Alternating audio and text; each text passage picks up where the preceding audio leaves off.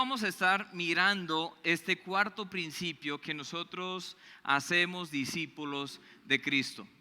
Hemos estado considerando los diferentes valores de nuestra iglesia y como ustedes han visto ahí dice, nosotros predicamos la Biblia.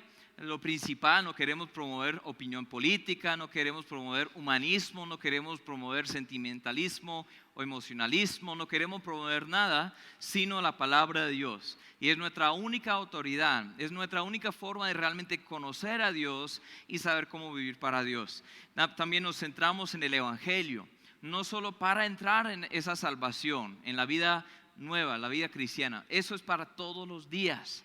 El Evangelio nos ayuda a perdonar, el Evangelio nos ayuda a amar, el Evangelio nos ayuda a estar en paz, el Evangelio nos ayuda a tener gozo en medio de las circunstancias, el Evangelio es lo que nos prepara para lo porvenir, el Evangelio es para toda la vida. Gloria a Dios por eso, amén. También nosotros adoramos en espíritu y en verdad.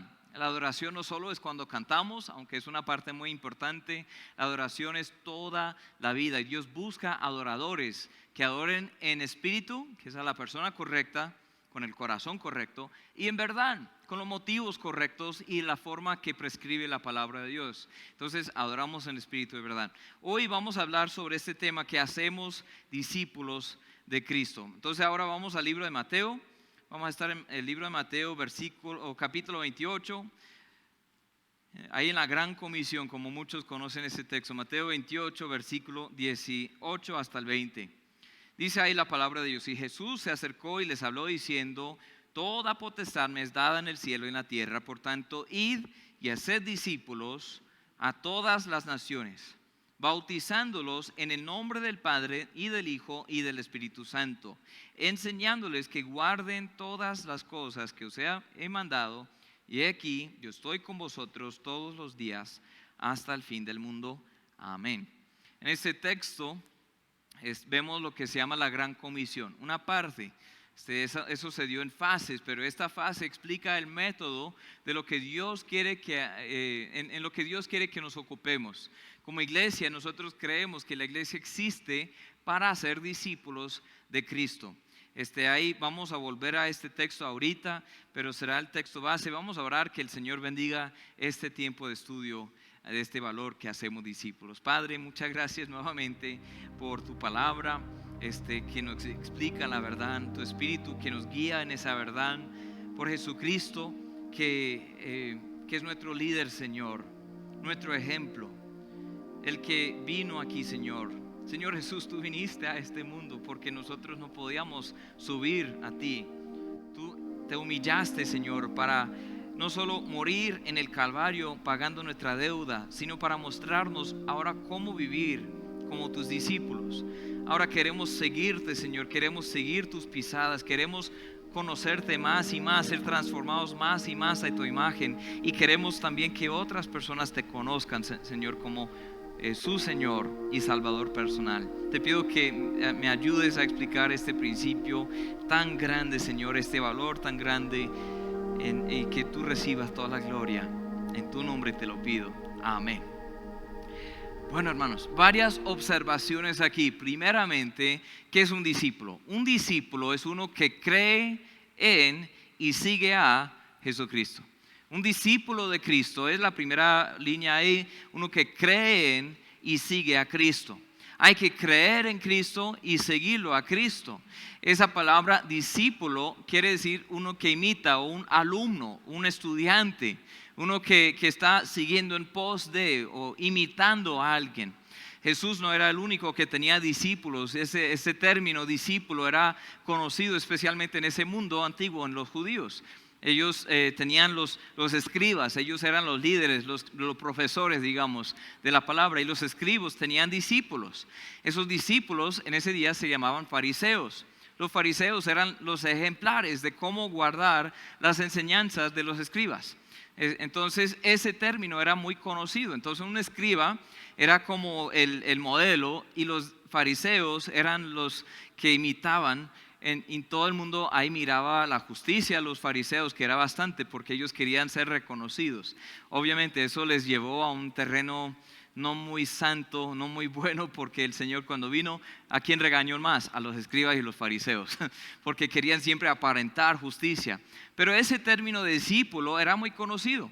Igual cuando alguien quería aprender alguna carrera, entonces era un aprendiz o un discípulo en cualquier carrera. Si uno quería aprender a ser mecánico, hay los carros del camello 2000, no mentiras, de los Ferraris, y no, un carpintero, un médico, cualquier cosa. Pues obviamente las profesiones eran diferentes, pero ellos tenían discípulos. Ahora Cristo viene y habla de ser su discípulo. Él llamó a algunos discípulos y ahora nos llama a nosotros ser discípulos. Pues yo no sé ustedes, pero durante mucho tiempo yo escuché que había una diferencia entre un cristiano sencillo y un discípulo. ¿Cuántos de ustedes han escuchado eso? Que aquí están los cristianos y ahí están los discípulos. ¿Sí han escuchado eso? ¿O solo soy yo? Pues algunos, sí, yo veo algunas cabezas y no les dé pena, ahí estamos bien, estamos entre amigos y familia. Entonces eso yo lo había escuchado mucho tiempo. ¿Para qué? No sé, no estoy muy seguro, pero yo creo que era para excusar la carnalidad de los cristianos normales. Porque decían, bueno, aquí estamos los cristianos normales y hay algunos que realmente sí se comprometen, ellos son los discípulos. Pero en la Biblia no vemos esa separación. De hecho, la palabra discípulo de Cristo era mucho más común que la palabra cristiano. ¿Por qué? La palabra discípulo se usa más de 300 veces en el Nuevo Testamento. Y cristiano, ¿saben cuántas veces aparece? 3 veces no más. Cristiano no era la palabra común. La palabra más común era discípulo.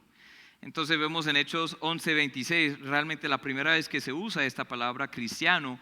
Dice, se congregaron ahí todo un año con la iglesia, enseñaron a mucha gente, están en Antioquía, y a los discípulos se les llamó cristianos por primera vez en Antioquía. A los discípulos se les llamó cristianos. Es más, cristiano podría ser como el mega discípulo, o sea, el que realmente parece a Cristo. Pero el asunto es, no hay realmente una diferencia entre estos dos términos. Nosotros quisiéramos separar, pero la expectativa de un discípulo es muy alta.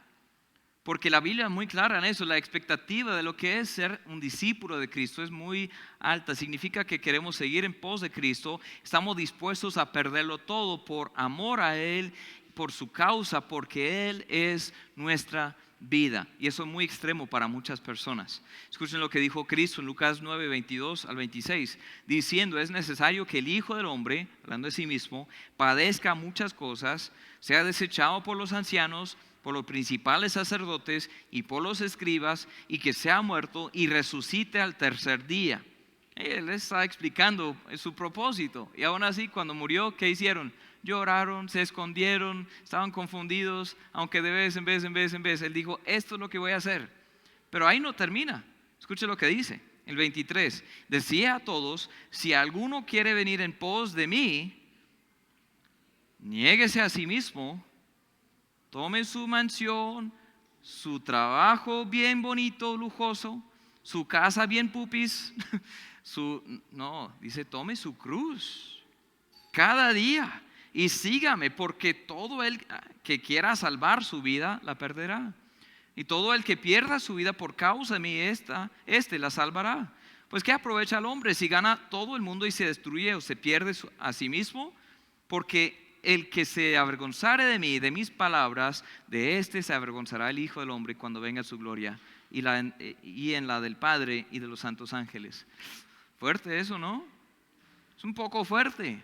Dice, si tú quieres ser mi discípulo, si quieres ser un cristiano, esto es lo que voy a hacer para pagar su penalidad del pecado. Pero yo quiero que me sigan. Yo quiero que me sigan. Yo quiero que estén dispuestos a perder sus propias vidas por mí. Porque la vida es más grande que lo que tenemos aquí. Uno puede amontar toda la riqueza del mundo, pero si pierde su alma, su vida, su eternidad, ¿de qué aprovecha? Hay mucha gente que está ganando para sí mucho, hasta en nombre de Dios, pero no están siguiendo a Cristo. Ahora, Cristo está buscando verdaderos discípulos. En todos los evangelios, en todo el Nuevo Testamento, de hecho en toda la Biblia, desde el Antiguo Testamento, Dios está buscando un pueblo para sí mismo. Quiere que su pueblo le siga. El que ha creído en Cristo ahora anhela oír la voz de Cristo. Desea imitarlo a Cristo. Y si no, no es de Cristo. Eso es lo que dice la palabra. Uno que realmente es un discípulo, es un cristiano, ahora quiere estar con Cristo. Tiene nuevos deseos. Y todo eso realmente debe ser una marca en nuestras vidas. No quiero decir que hemos llegado a ese punto en que siempre estamos bien. Realmente siempre estamos luchando con esta carne, ¿sí o no? Yo no sé ustedes, pero yo no he alcanzado ese nivel de que ya no tengo que luchar más con el pecado, ya no tengo que luchar más con la tentación. Pero ¿saben qué está ahí? Está ahí el deseo de agradar a Dios, el deseo de estar con Él, el deseo de ser un imitador de Él. Yo quiero agradarlo, porque yo sé que ya me acepta en Cristo. A eso vamos ahorita. Escuchen lo que dice en Juan 10, 27 al 30. Juan 10, 27 al 30. Mis ovejas, ¿qué hacen? Oyen mi voz y yo las conozco y me siguen. ¿De quién está hablando aquí Jesús? No son ovejitas que dicen, son ovejitas que se refiere a nosotros, los que hemos creído en Él. Él había dicho, yo soy el buen pastor. Ese es el contexto en Juan 10. Yo soy el buen pastor. El buen pastor da su vida por las ovejas. Pero Él dice, mis ovejas oyen mi voz y yo las conozco y me siguen. Hay que hacernos la pregunta, ¿estamos oyendo la voz del Señor? ¿Nos conoce el Señor? ¿Estamos siguiéndolo al Señor? Estoy hablando con alguien últimamente, pues realmente varias personas, que estaba hablando de todo lo que hacía para Dios. Y eso está bien. Pero el asunto, cuando llegamos a la eternidad, el Señor no va a decir, ¿qué has hecho para mí? Él va a decir, yo te conozco, a ti no te conozco. Yo te conozco, a ti no te conozco. De hecho, algunos dirán en aquel día, dice en Mateo 7, Señor, Señor, ¿no profetizamos en tu nombre? En tu nombre echamos fuera muchos demonios, en tu nombre hicimos muchos milagros. Yo los diré, apartados de mí, hacedores de maldad, porque nunca os, ¿cuál es la palabra? ¿Alguien sabe? Conocí. Esa es la clave. Un discípulo de Cristo oye la voz del Señor, está en comunión con el Señor, quiere seguirlo al Señor. Ahí sigue diciendo en Juan 10, dice en el 28, y yo les doy vida eterna y no perecerán jamás, ni nadie las arrebatará de mi mano. Mi Padre que me las dio es mayor que todos y nadie las puede arrebatar de la mano de mi Padre. Yo y el Padre uno somos. Ese versículo es un versículo muy precioso. Si tú estás luchando con la seguridad de tu salvación, porque de pronto en algún lugar te dijeron, si tú pecas después de haber sido salvo, entonces ya lo perdiste. Ya tienes que volver a ser salvo, o tienes que rogarle al Señor, porque si tú mueres después de haber pecado y no hayas confesado ese pecado, ya para el infierno, directamente para el infierno. Pero eso no es lo que dice la Biblia. Dice que sí, queremos oír la voz del Señor, queremos seguirlo al Señor. Ese es el deseo que hay en nosotros. Hay evidencia que somos de Él. Pero una vez que alguien haya creído en Él, Él es quien nos da vida eterna. ¿Y quién nos protege? ¿Quién nos guarda? Es Él. Es Él. No a nosotros mismos. Nosotros, si pudiéramos perdernos la salvación, todos la perderíamos. Todos, absolutamente. Si fuera posible que perdiéramos la salvación, nadie se salvaría. Porque Él es quien nos proteja, Él es quien nos guarda. Estamos en sus manos y dice, nadie les arrebatará de mis manos. Están en las manos de mi Padre, nadie las arrebatará de la mano de mi Padre. Gloria a Dios por eso, amén. Es como las manos que hicieron el universo, ahí nos tienen. Y la mano del Padre también ahí está. Y nadie nos puede arrebatar, ni nosotros mismos. Dice ahí, como discípulos de Cristo, seguimos el ejemplo de Cristo, estamos siendo transformados a su imagen. Vamos a 2 Corintios 3, del 17 y 18. 2 Corintios 3, 17 y 18. Dice, porque el Señor es el Espíritu, y donde está el Espíritu del Señor, ahí hay ¿qué? Libertad. ¿En qué sentido? ¿Saben de qué habla esta libertad? Está en el contexto de la ley. Porque en ese contexto de 2 de Corintios 3 había hablado de la ley y esa ley carga. Esa ley es imposible cumplir perfectamente. Esa ley realmente es como una separación entre nosotros y Dios. Hay una separación fuerte. Pero cuando Él viene y nos salva, hay libertad. Escuchen lo que dice ahora. Por tanto, nosotros todos, mirando a cara descubierta, como en un espejo, la gloria del Señor, somos transformados de gloria en gloria en la misma imagen como por el Espíritu del Señor. Esto es lo que significa ser un discípulo de Cristo. Estar en Cristo, creer en lo que Él hizo por nosotros, pero luego querer ser transformados de gloria en gloria. Es un proceso de por vida, de santificación.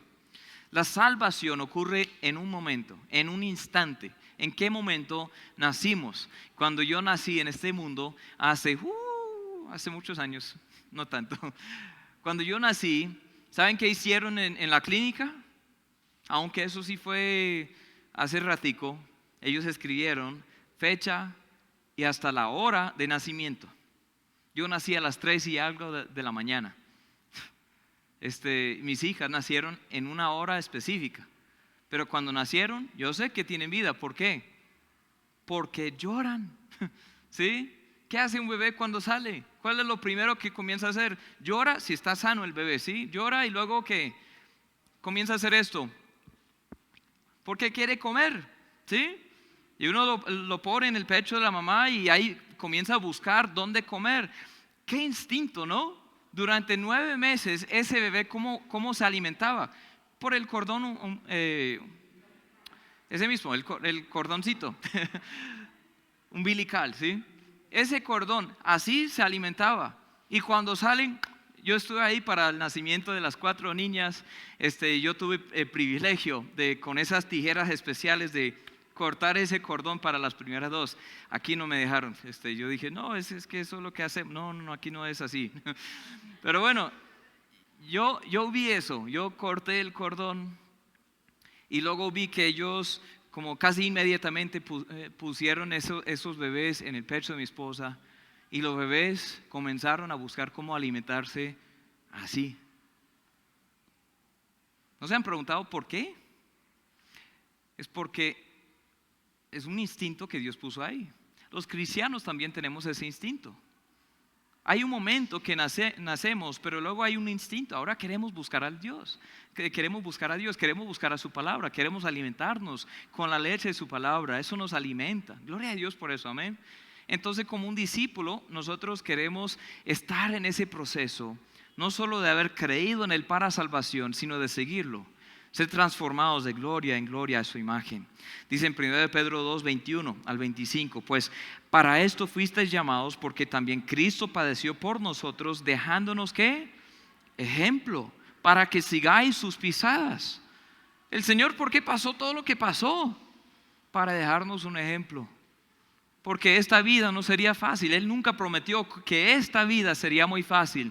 De hecho, Él prometió el opuesto. Dijo que para sus discípulos, y dice, creo que en 1 de Timoteo, si no me equivoco, para los que quieren vivir piadosamente, padecerán persecución, habrán dificultades.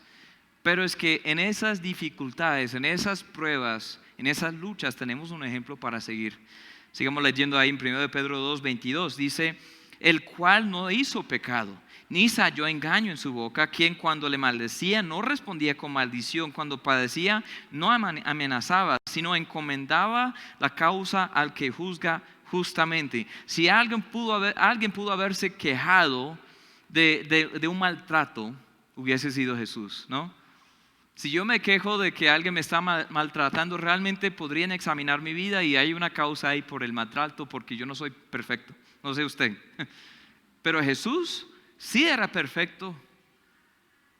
No se halló ningún engaño en Él, ningún pecado en Él. Pero cuando a Él le maltrataron, ¿qué hizo? Dice, no respondía con maldición cuando le maldijeron. No respondía con amenazas cuando ellos amenazaban. dice, encomendaba la causa al que juzga justamente. Qué buen ejemplo, ¿no? Cuando alguien te está maltratando en la vida, ¿qué debes hacer? Ay, Señor, ayúdame a aprender de tu ejemplo, porque mi carne, mi debilidad, mi ser humano, yo quiero responder de la misma forma, ojo por ojo. Si alguien me hace un mal, yo quiero responder con un mal más malo, ¿sí? Un mal peor. Yo quiero responder de la misma forma. Pero Señor, yo veo tu ejemplo, como tú eres grande en misericordia, tardo para la ira, grande con esa paciencia, y tú encomendaste las cosas, esta situación, al que juzga justamente. Ayuda a hacer lo mismo. Dice ahí en después, quien llevó él mismo nuestros pecados en su cuerpo sobre el madero, para que nosotros, estando muertos a los pecados, vivamos a la justicia, y por cuya herida fuisteis sanados. Porque vosotros erais como ovejas descarriadas, pero ahora habéis vuelto al pastor y obispo de vuestras almas. Estamos siguiéndole a él, y él nos enseña cómo vivir la vida cristiana. Él nos enseña cómo ser un discípulo. Es un proceso continuo. En Juan 13 dice, después de haber lavado los pies, tomó su manto, volvió a la mesa y les dijo, ¿sabéis lo que os he hecho? Vosotros me llamáis maestro y señor, decís bien porque lo soy. Pues si yo, el Señor y el maestro, he lavado vuestros pies, vosotros también debéis lavaros los pies los unos a los otros. Porque ejemplo os he dado para que como yo os he hecho, vosotros también hagáis. De cierto os digo, el siervo no es mayor que su señor, ni el enviado es mayor que el que le envió. Si sabéis estas cosas, bienaventurados seréis si las hiciereis. En otras palabras, Jesús, estando dentro de horas, iba a sufrir las penas de muerte ahí en la cruz del Calvario. Iba a sufrir por nuestros pecados. ¿Y qué decide hacer? Lavar los pies de los discípulos. Yo creo que si fuéramos nosotros, sabiendo que vamos a morir una muerte cruel, una muerte difícil, ¿qué estaríamos haciendo? Si tuviéramos 12 horas para vivir, ¿qué haríamos? Yo creo que si fuéramos honestos, lavar los pies sucios, mucho más sucios que los pies nuestros, ¿sí? Si nosotros quitamos los zapatos y las medias y todo y alguien comienza a lavar los pies, de pronto incomoda un poco porque hay un poco de pecueca, ¿sí? Pero en ese día era totalmente diferente, porque en ese día ellos usaban sandalias, no habían vías pavimentadas, habían animales de carga en todas esas vías. Entonces cuando alguien pisaba, están pisando, los pies se cubren, las piernas ahí se cubren de mugre, de cosas que no voy a decir, que muchas cosas feas. Y la persona que lavaba los pies era el siervo menor, el siervo de más bajo rango, y Jesús lo hizo. Y luego dijo, si yo lo he hecho para ustedes, es para un ejemplo. Todo lo que es ser un discípulo es estar en Cristo, creer el Evangelio como hemos hablado, creer en Él como nuestro Señor y Salvador, pero luego seguirlo, imitarlo, ser transformados más a su imagen. Juan 20:21 dice, entonces Jesús les dijo otra vez, pasa a vosotros como me envió el Padre, así también yo os envío. ¿Cómo envió el Padre a Jesús? ¿Qué tenía Jesús en la gloria? Él existía desde antes de la fundación del mundo, siempre ha existido, por Él fue hecho el universo, pero durante toda esa eternidad pasada, ¿qué recibía? Gloria. Estaba cómodo. Isaías tuvo una visión de Jesús en Isaías 6, luego dice en Juan que eso era Jesús que vio. Él está sentado en su trono, su gloria llena el templo, dicen los ángeles, los serafines, santo, santo, santo, el Señor omnipotente, la tierra está llena de tu gloria, santo, santo, santo, y santo, y santo, y santo, y Él está en su trono recibiendo gloria y honra. Y luego ¿qué hace? Viene aquí la tierra donde escupieron en su rostro, donde blasfemaron su nombre, donde se burlaron de Él. Cruzó esas fronteras para morir una muerte cruel que no merecía. ¿Por qué? Porque fue enviado. Y así como Él fue enviado, ahora nos envía. Esa es la gran comisión. Cuando hacemos discípulos estamos entendiendo este proceso que, bueno, ser un discípulo de Cristo es creer en Cristo y seguir a Cristo. Cuando le seguimos a Cristo, eso abarca toda la vida. No sé cuál es el propósito de Dios para cada uno de ustedes específicamente, pero yo sé que en alguna forma hay que buscar imitarlo a Cristo en este mundo. Amén. Esa es la razón que estamos aquí. Número 2, la iglesia existe para hacer discípulos de Cristo que hacen discípulos de Cristo. La iglesia existe para hacer discípulos de Cristo que hacen otros discípulos de Cristo. La gran comisión no termina con simplemente hacer discípulos. Volvamos ahí a Mateo 28, versículo 19. Dice, por tanto, id y haced discípulos a todas las naciones, bautizándolos en el nombre del Padre y del Hijo y del Espíritu Santo, enseñándoles que guarden todas las cosas que os he mandado, y aquí yo estoy con vosotros todos los días hasta el fin del mundo. Amén. Entonces hay varios verbos ahí. Ustedes saben qué es un verbo, es una palabra que lleva acción, ¿sí? Describe acción. Pero hay diferentes conjugaciones de los verbos, diferentes tiempos de los verbos. El verbo imperativo, ¿saben qué es un verbo imperativo? Es un mandato, una orden, ¿sí? Entonces un verbo imperativo es algo que él dice, hagan esto. ¿Saben que solo hay un verbo imperativo en este texto? La Gran Comisión. ¿Saben cuál es? En el idioma original. En inglés, digo en español, ahí está id, que es un imperativo, pero en el original no es imperativo. Ya voy a eso. El único imperativo es hacer discípulos. Hacer discípulos. El resto de los verbos son participios. ¿Saben qué es un participio? Esa es una lección de español. ¿Sabían eso? Un participio describe cómo hacer el imperativo, cómo cumplir con ese mandato. Entonces, haced discípulos, y esto es cómo, básicamente. Hagan discípulos y les explico cómo hacerlo.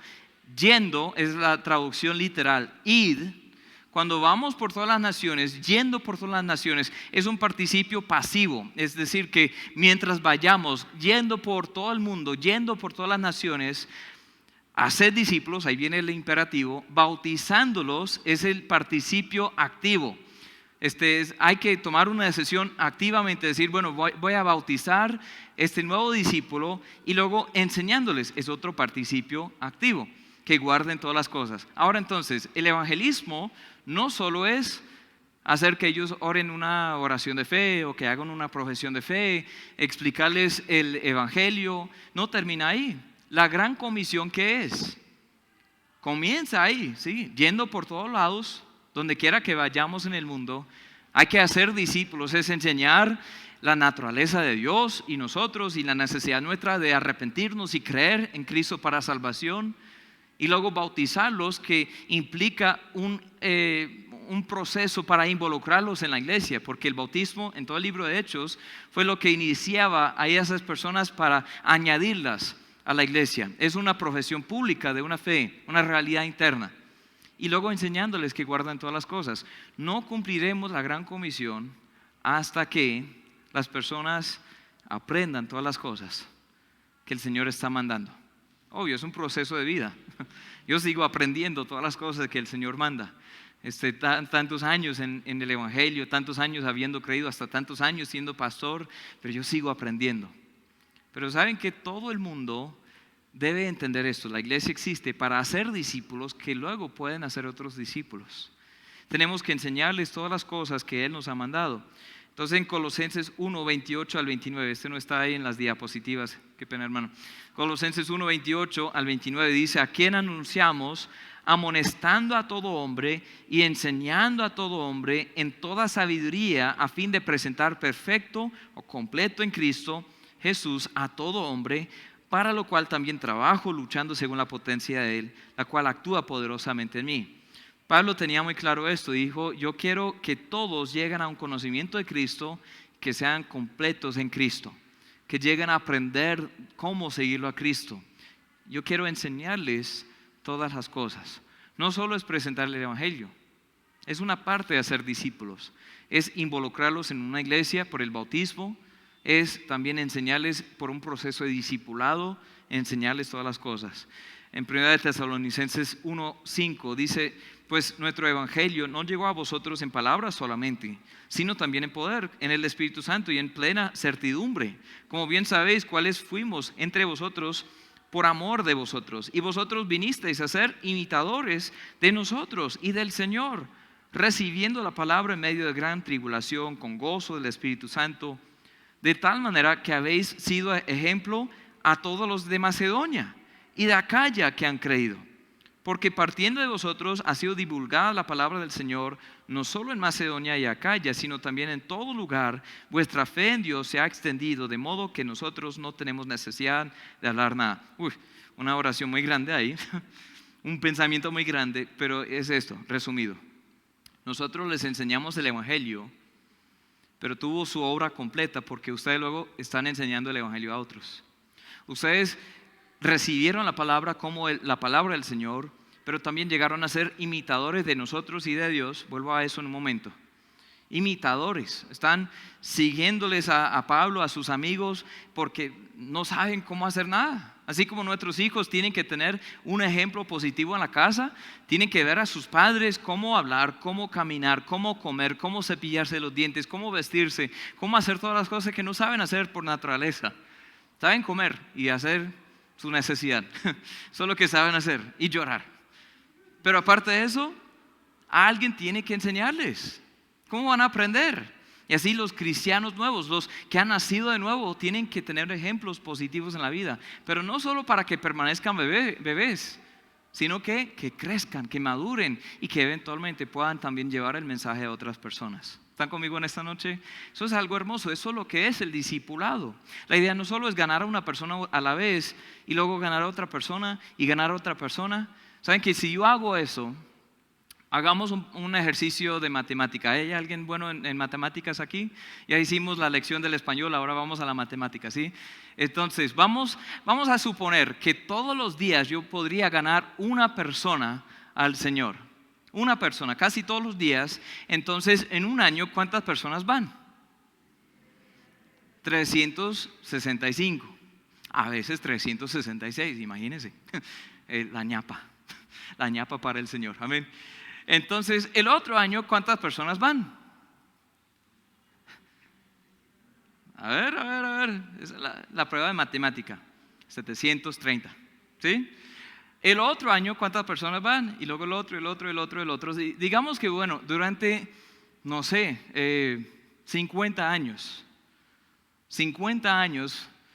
pueda ganar una persona todos los días el resto de mi vida. Van unos cuantos mil, ¿sí? Y gloria a Dios por eso. Pero cambiemos el ejemplo.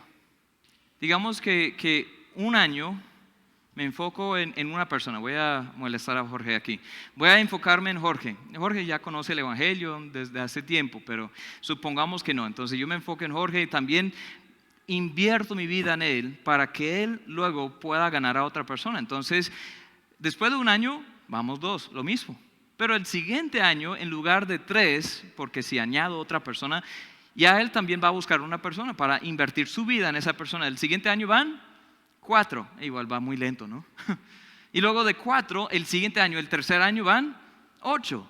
Y el cuarto año van 16. Y luego 32, y luego 64, y luego 128, y luego 256, y etcétera. Igual va un poco lento, pero si uno comienza a hacer la matemática, yo les animo a hacerlo, multiplicar por 2, por 2, por 2, por 2. ¿Saben qué van a encontrar? En tan solo 33 años ya va a sumar más de 9,000 millones. Más de la población actual del mundo. En tan solo 33 años. Poquito tiempo, ¿no? Hay que cambiar nuestra mentalidad. Sí es posible ganar el mundo entero. Obvio, no todos van a recibir el Evangelio. Hay muchos que no quieren recibir. Pero hay muchos que ni han tenido la oportunidad. No han tenido la oportunidad. Entonces la iglesia existe no solo para reunirnos aquí y cantar canciones bonitas y orar y ser amigos, ser una comunidad de fe y chévere todo eso, aprender de la palabra. La idea es ser una iglesia que hace discípulos, que puede hacer discípulos. Discípulos verdaderos, no solo de palabra. sus vidas, que reflejen el amor de Dios, el evangelio del Señor. ¿Están conmigo? Dice en 2 de Timoteo 2:2, lo que has oído de mí ante muchos testigos, esto encarga a hombres fieles que sean idóneos para enseñar también a otros. Pablo está escribiendo a su hijo en la fe, a Timoteo. Digo, tú has oído muchas cosas de mí, todo lo que yo te he enseñado, yo quiero que enseñes a otras personas que también puedan enseñar a otras personas. ¿Dónde hemos leído eso? Jesús dijo lo mismo. Jesús dijo lo mismo. Ahí vemos 4 generaciones: Pablo, Timoteo, hombres fieles y a otros. Eso es lo que quiere Dios de nuestras vidas. Eso es lo que quiere Dios de nuestra iglesia. Eso no solo es para el pastor, no solo es para los líderes. Cada cristiano debería ser un discípulo que hace discípulos, que hacen discípulos, que hacen discípulos, etcétera, etcétera, etcétera. ¿Están conmigo? ¿Sí estoy explicándome? Hacer discípulos de Cristo es un valor muy grande para nosotros. Número 3, cada creyente debe estar involucrado en el discipulado. Cada uno de nosotros, cada creyente debe estar involucrado en el discipulado de alguna forma. Eso va a requerir humildad. ¿Por qué? Toca admitir que no lo sabemos todo. Para ser un discípulo toca admitir que hay que aprender un poco. Requiere humildad para que nos dejemos discipular por otra persona. Hebreos 5:11 dice así: acerca de esto tenemos mucho de qué decir, difícil de explicar, por cuanto os habéis hecho tardos para oír, porque debiendo ser ya maestros, después de tanto tiempo, tenéis necesidad de que se os vuelva a enseñar cuáles son los primeros rudimentos de las palabras de Dios. Habéis llegado a ser tales que tenéis necesidad de leche, no de alimento sólido. Y todo aquel que participa de la leche es inexperto en la palabra de justicia, porque es niño. Pero el alimento sólido es para los que han alcanzado madurez, para los que por el uso tienen los sentidos ejercitados en el discernimiento del bien y del mal. ¿Qué dice ahí? Ustedes llevan tiempo conociendo la verdad, deben estar ya enseñando a otros, pero no están muy firmes en lo que creen. Toca volver a esos rudimentos, a esos principios básicos. Deben volver a ser discipulados en lo básico, porque aún siguen con leche. Muchos aquí, de pronto, ustedes llevan años conociendo el evangelio, o de pronto llevan una semana, o hoy mismo van a nacer de nuevo. Eso espero. Si hay alguien aquí que aún no ha tomado ese paso, que hoy puede ser. Pero no importa cuántos años o cuántas décadas o cuántos días tú llevas en la fe, tú debes ser un discípulo que hace discípulos. Primero eso comienza con aprender qué es lo que creemos, aprender de la sana doctrina. No lo que enseña esta iglesia, aprender qué dice la Biblia. Amén. Hay una diferencia. Nosotros no simplemente queremos decir, no, es que la iglesia del Faro cree esto, cree esto, cree esto, cree esto. No, queremos decir, la Biblia enseña esto y esto y esto y esto. Hay una diferencia. Iglesias abundan por todas partes, pero nuestra autoridad no es la denominación bautista, nuestra autoridad no es el pastor Aarón, nuestra autoridad no es otra jerarquía de líderes, no, nuestra autoridad es la palabra de Dios. Establecimos eso en la primera lección de estos valores, amén. Esa es la autoridad. Entonces el discipulado es simplemente ir a las escrituras y decir, bueno, ¿qué dice la Biblia acerca de Dios? ¿Qué dice la Biblia acerca de nosotros? ¿Qué dice la Biblia acerca del pecado, la salvación, la seguridad eterna, el bautismo, la oración? ¿Qué dice la Biblia acerca de cómo estudiar la Biblia? ¿Qué dice la Biblia acerca de cómo testificar? ¿Qué dice la Biblia acerca de estas cosas? Y ahora, ¿cómo vivimos eso? El discipulado no solo es la lección, no solo son guías de estudio. El discipulado es una interacción, una conexión personal con las personas. Muchas veces los pastores no quieren tener contacto con las personas. ¿Por qué? Las personas se van a dar cuenta que los pastores también son personas. A veces tenemos un alto concepto de esos hombres de Dios y mujeres de Dios y los apóstoles y los profetas y todo. Y bueno, ahí el pastor tiene ahí su oficina escondida y después de la alabanza ahí viene con las luces y el humo y ahí viene el aplauso de todos y luego después se retira aparte y nadie puede hablar con el hombre de Dios. ¿Tienen visto esos? Yo sí. Yo creo que todos. Pero ¿saben qué? Los hombres de Dios también son hombres. Ellos también luchan con la tentación. Ellos también a veces no quieren leer la Biblia. Ellos también tienen días en que tienen una pelea con la esposa. Ellos también tienen días que están desanimados. ¿Por qué no se dejan conocer? porque no quieren dañar la imagen. Pero así, ¿saben qué produce? Discípulos falsos, cristianos vacíos, sin realmente fundamento. Porque todos nosotros necesitamos un ejemplo. Vamos a Efesios capítulo 4. Este texto es muy clave para entender la cultura de discipulado en una iglesia. Dice en Efesios 4:11, y Él mismo, hablando de Cristo, constituyó a unos, un número muy limitado, apóstoles, a otros profetas, a otros evangelistas, a otros pastores y maestros, a fin de perfeccionar a los santos. ¿Qué significa perfeccionar? Hacer completos, maduros. Para perfeccionar a los santos, ¿para qué? La obra del ministerio. La obra del ministerio no solamente es para el pastor y esos líderes que él estableció, no solo es para esas personas, la obra del ministerio es para cada santo, cada cristiano, cada uno que ha sido nacido de nuevo.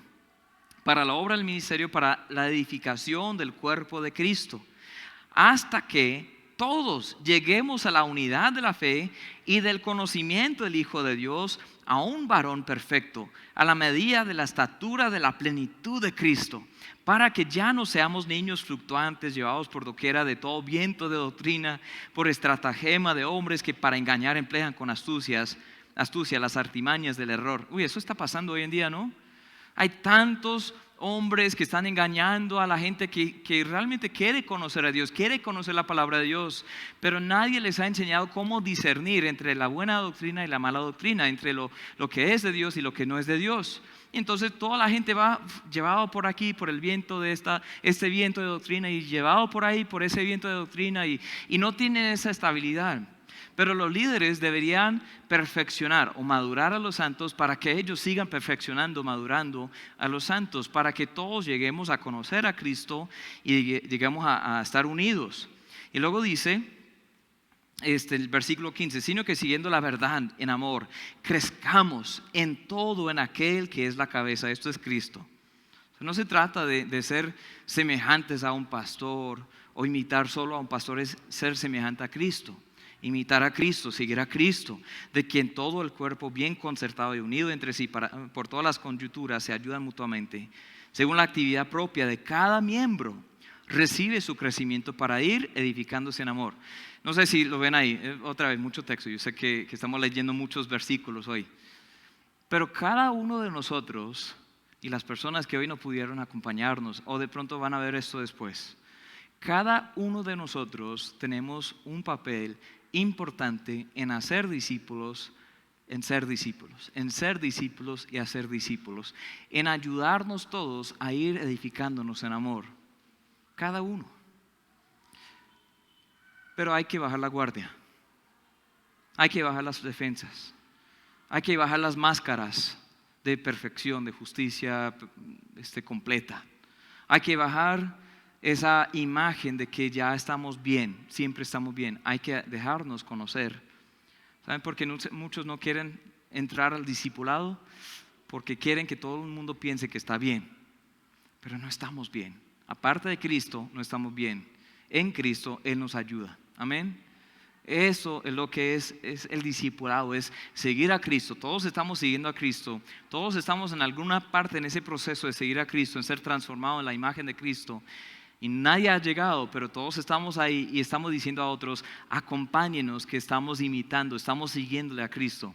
Queremos seguir a Cristo. Si tú necesitas ayuda ahí, yo apenas pisé ahí, te puedo ayudar. Yo realmente no sé qué va a pasar ahí, pero vamos juntos. Amén. Eso es el discipulado. Vamos en camino tras el Señor. Es más que una serie de lecciones, es una transferencia de vida. Tenemos un libro de discipulado, como lo decimos, pero eso no es todo el discipulado. El discipulado es mucho más. El discipulado es mostrar a otro cómo vivir la vida cristiana, cómo seguir a Cristo.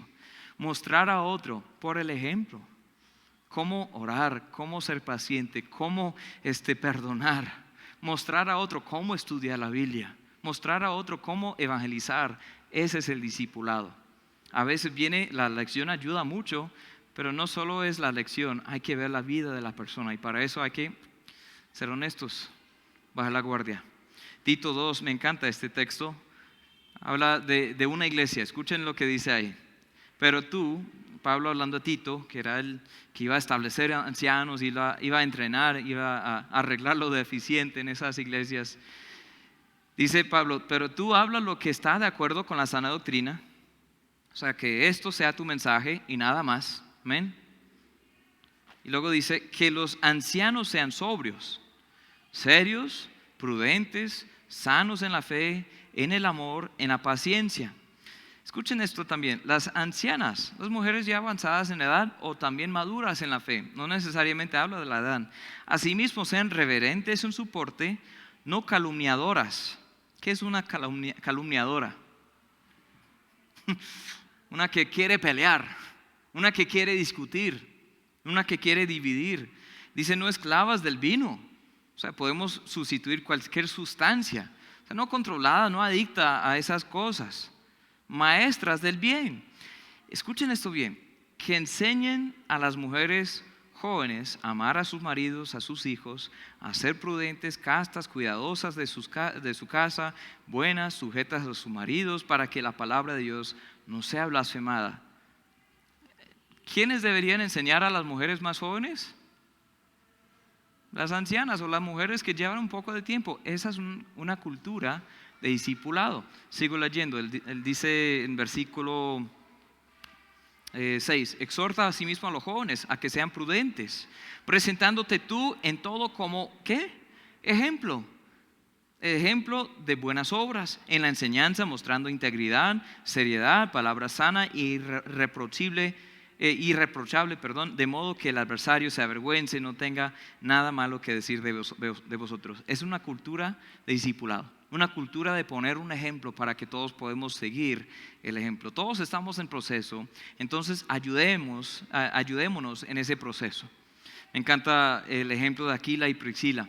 Ahí pueden anotar en sus Biblias, Hechos o en sus hojas, ahí está en sus hojas, Hechos capítulo 18.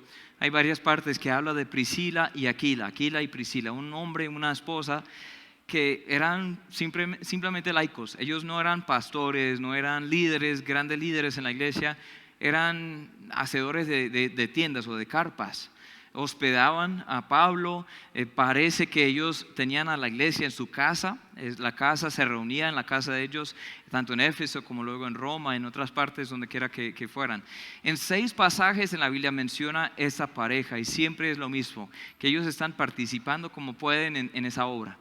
En un contexto especial, en Hechos 18, del 24 al 28, había un hombre elocuente, Apolos, que llegó a enseñar sobre el Evangelio, pero solo sabía hasta el bautismo de Juan. No sabía toda la historia. ¿Qué es el bautismo de Juan? Eso sucedió antes de que Cristo muriera, antes de que fuera sepultado, antes de que resucitara. Entonces Pablo viene y dice, prepárense, el Mesías, Cristo viene, el Cordero de Dios ya viene. Entonces Aquila y Priscila dijeron, oh, pues chévere que está hablando de que deben prepararse, pero Cristo ya vino, murió en la cruz, fue sepultado y resucitó. No sabía toda la historia. Entonces ellos ¿qué hacen? Le toman aparte, ¿no? O sea, no le refutaban ahí en público y le instruyeron un poco más exactamente el camino de la verdad. Y él seguía enseñando, pero ahora mejor. Qué buen ejemplo, ¿no? Tanto de Apolos para humillarse tanto, para dejarse enseñar, como de Aquila y Priscila que dijeron, no, nosotros sí sabemos el resto de la historia, él no, vamos a ayudarlo a saber, humildemente, no con un espíritu de regaño, nada de eso, no. Simplemente dijeron, no, vamos a ayudarlo, encaminarlo un poco mejor. Ahora en conclusión, ¿eres un verdadero discípulo de Cristo? Estamos aquí, pero asistir a una iglesia no te hace un discípulo de Cristo, no te hace un cristiano. ¿Qué es ser un discípulo?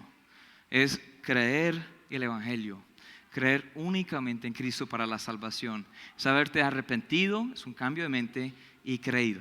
Eso es, solo en Cristo, no en tu iglesia, no en tus obras, no en tu familia, nada de eso, solo creer en Cristo.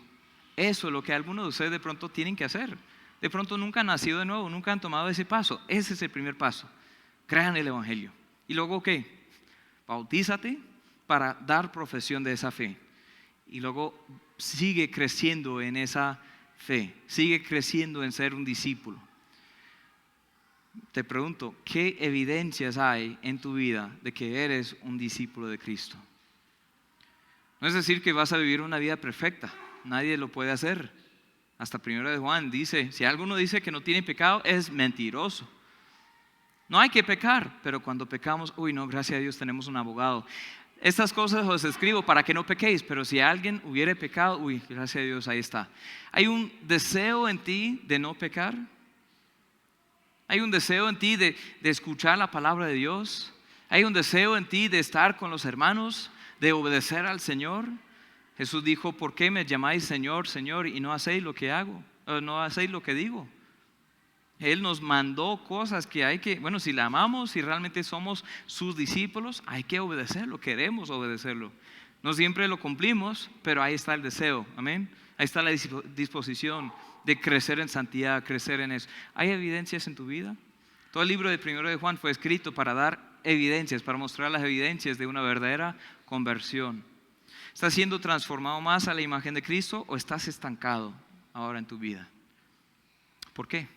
¿Qué te impide ser más como Él? ¿Qué te impide seguir creciendo? Y ahora te pregunto, ¿cómo estás ayudando a otros en ese proceso, en su proceso discipular? ¿Cómo estás ayudando a otras personas? Muchos de ustedes han recibido y no sé, es como una botella de agua. No sé si alguien tiene ahí una botella de agua, un vaso de agua. Bueno, imagínense, aquí tengo un vaso de agua.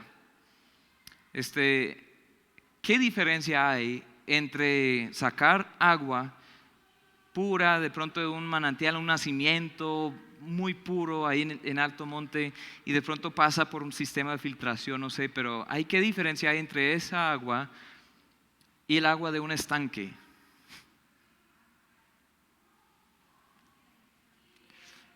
Es que no hay movimiento. Pero el agua de un estanque o una ciénaga, ¿dicen eso? No, esa es otra cosa. ¿O sí? ¿Sí me hago entender? El agua de un charco que ahí está durante un año, ¿sí? Digamos. Uno saca agua de ahí. ¿Quién quiere tomar esa agua? Nadie. Pero muchos de nosotros los cristianos nos hemos convertido en charcos espirituales que recibimos, pero ahí se queda la enseñanza. Pero esa no es la idea. Dios quiere que seamos ríos de agua viva. Eso es lo que dice en Juan 7.